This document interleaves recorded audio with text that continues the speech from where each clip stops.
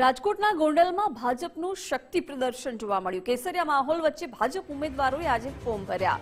ઉમેદવારોએ સમર્થકોને સાથે રાખી ઉમેદવારી પત્રો રજૂ કર્યા। નગરપાલિકા, તાલુકા, જિલ્લા પંચાયતની બેઠકો માટે ઉમેદવારોએ આજે ફોર્મ ભર્યા છે।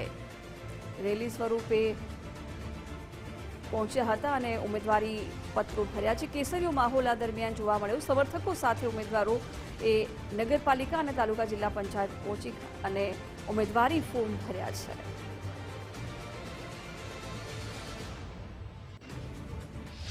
પ્રથમ તો ગોંડલ શહેર અને ગોંડલ તાલુકાની જનતાનો હૃદયપૂર્વક આભાર માનું છું કે ટૂંકી નોટિસમાં પણ ગોંડલ અને ગોંડલ શહેરના તમામ લોકો, તમામ આગેવાનો, તમામ કાર્યકર્તાઓ આ રેલીમાં ઉપસ્થિત છે।